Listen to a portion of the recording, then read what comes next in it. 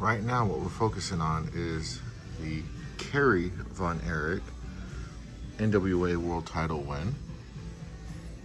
There's you down here. Oh, from his personal trophy case. I've got a feeling that this is for sale. Oh, no. Items in this case not for sale. So unfortunately, if you do want to buy this, you're going to be out of luck.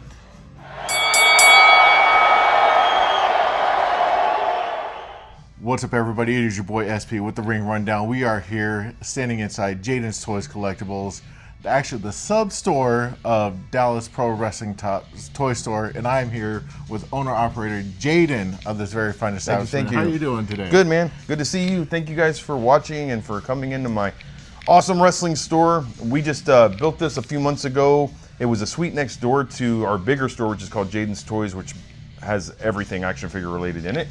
But we love wrestling here, and we decided to go ahead and make a designated wrestling store connected to our other store, and it's a lot of fun.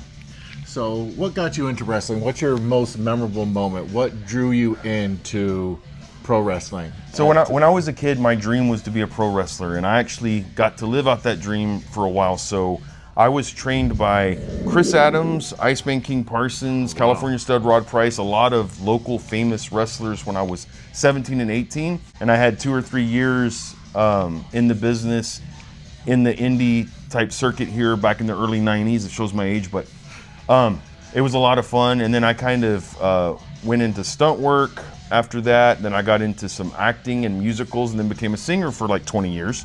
What's some of the stuff that may be out that people could see you in? Let's see. Well, I haven't done any pro wrestling work in a long time. I did wrestle a match in 2011 for a company called MPX that's in Bedford here. Metroplex? Yeah, their first show, I actually wrestled on their first show. Oh, nice. Yes. Now, Metroplex is owned by Athena Palmer. Yeah. Obviously, AEW, forever ROH Women's Champion. What was it like working that show? Well, the first show was just held in a gym, and I don't even remember how many people were there. It was their very first show. It was owned by Stephen Kirby at the time back then. He's the one that started it. Okay. There might have been 50 people there, but it was just so exhilarating, like coming out of retirement, because it's been a long time since I'd been in the ring, and we had really fun and had a good match, by the way. And I have to say that, but it could be found. I think they have all their stuff backlogged. I think you can actually watch that match on their website. Oh, It's yeah, from 2011. It was called Breaking Ground. It was a lot of fun. Okay. But I've always had a passion for the business. We used to do a lot of signings, with a lot of people I know, like Kevin Nash and people like that. Matt Cardone and Brian Myers have been to a few of my older stores. They haven't been to this new one. They need to get here. But yeah, we know a lot of those guys, and really support the local indie scene and everything. And my goal is actually to open up my own indie fed very soon. I'm already looking for venues and talking to wrestlers and getting some ideas. That's my goal with this, is to build a indie federation, and in the front have a big wrestling store as like a souvenir shop that you'd see as you walk in. That's kind of my vision. We're seeing how that goes. Hopefully it'll happen. So what's your aside from that, what has been your most memorable moment of being a wrestling fan, being a pro wrestler yourself? What's one of the what's one of the weirdest things that you've seen, whether when you were wrestling, or just being a fan, going to shows, anything like that? The road trips, when I was young and getting into wrestling, the road trips were always the craziest stuff, because back then you would get very little money. Sometimes you get an envelope with $3 in it, $5 in it, and you spent 20 in gas to get there. But there's tons of stories of that. I could talk all day about those kind of days. I think one of the coolest things that I ever heard, which is putting myself over, but one of the coolest things I ever, when I was training, Stone Cold Steve Austin was called Steve Williams, and then Steve Austin here at the Dallas Sportatorium, and I was training at that time. I was in training as he came out of Chris Adams' school. So his tag team partner at the time, California Stud Rod Price, was one of my trainers, and they said to me, "Man, you're going to be the next Steve. Like, you're taking this in so fast and stuff." And that never happened, but I always think that's a cool story now. Yeah, so I have a lot of stories. Signing wise, I think the funniest trip I had picking up somebody for a signing was Jake the Snake Roberts. My first meeting of him, I picked him up in Waco, and just the drive back was crazy. And I'll go ahead and tell you the story if you want to hear it real quick. So we're out in the middle of nowhere on the highway, and he really has to go to the bathroom. And there was nowhere to stop. He's like, man, I'm not playing. You got to let me out. And I'm like, oh my gosh. And so right off the highway, there was like this country church. And that was all. And I was like, there's a church, but it was Sunday morning. I'm like, oh no, and it's packed full of cars and stuff. So I'm like, fine. So we went over there. So he just stepped out of the car and started going on this bush right in the parking lot as everybody started coming out of the building. And I'm like, what did you drink, bro? Like, hurry. There's people seeing it. Like, he was just standing there laughing and peeing for 20 minutes. And I'm like, bro, get in the car. That's one of my craziest memories from a signing. That's for sure. One more thing. One thing that I noticed and I'm very curious about is, where did you acquire this Von Erich NWA championship belt out of his, according to the sign, out of his own personal trophy case? So if you see this picture right here, that's me at the Sportatorium with Kerry Von Erich. They used to take Polaroids with the fans, and for $10. That was when I was 13. This belt came from a lady had an amazing certified Kerry Von Erich collection. I mean, robes, knee pads, just check stubs, like all this weird, massive amount of stuff. And I wish she would have given me her contact information, but and we know Dallas-Fort Worth area is a big Von Erich territory. Well, this lady had came into one of my old stores, maybe 2018, 2019. I was in a mall, and she came into the store with these suitcases. I thought she was from the airport or something, just, you know, people would do that. But when she opened the suitcases, it was just all this Kerry Von Erich stuff, and you just could tell it was real. Most of it had the COAs anyway, and I was just blown away, and he was my hero growing up. He was my first hero. I knew him before Hulk Hogan. Like, my dad took me to the Sportatorium on Friday nights when I was growing up, starting in '83 when I was in third grade. So I grew up literally watching those guys, and he was like a superhero to me. He was the guy I wanted to be like. And everything she had was so expensive. Like, you know, I need 25,000 cash for this robe, and I mean, it was just so big.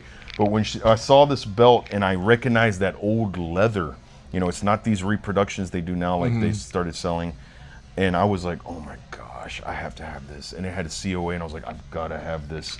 So I ended up talking her down a little bit, and I couldn't get any of the robes at the time, but I did get the belt.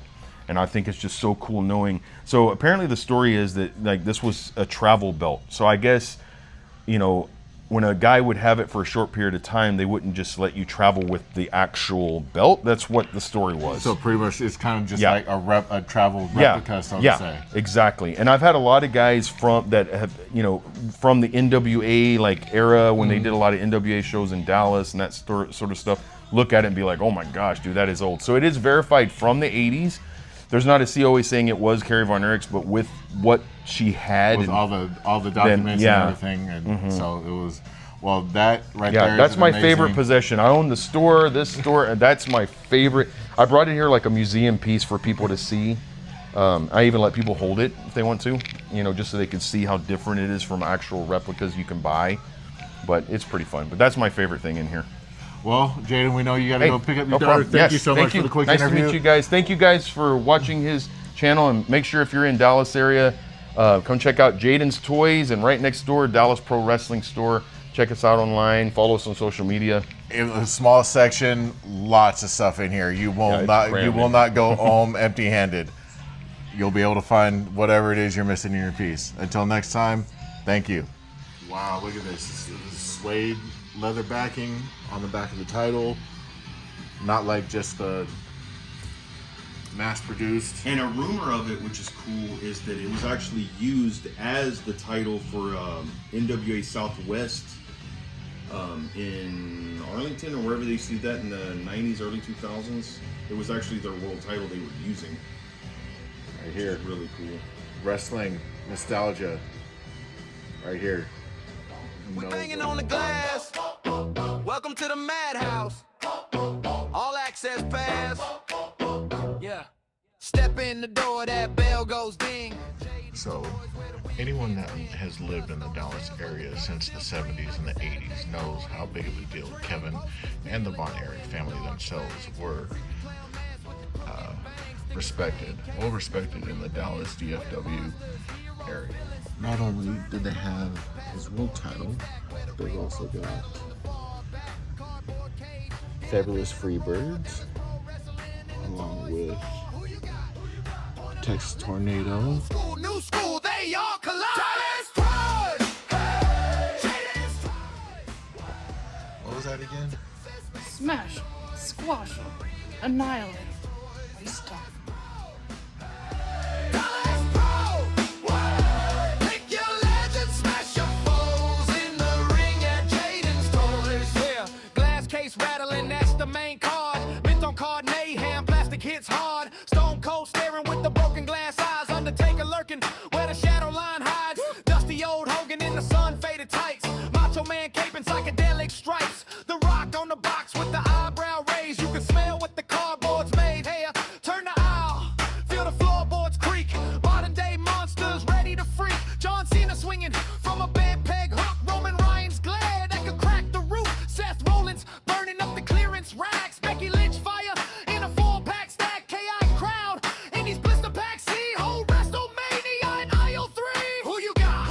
Hold 'em high, let's brawl. Champions, challengers, we want 'em all. Jayden's Toys! Jayden's Toys! Plano, Texas, make some noise in the ring at Jayden's Toys. Badass Pro! Badass Pro! Pick your legend, smash your foes in the ring at Jayden's Toys. Right side, Jayden! Right side. And before we wrap it up here in this section of the store, we got buckets, upon buckets, and another bucket. Plano, you say slam!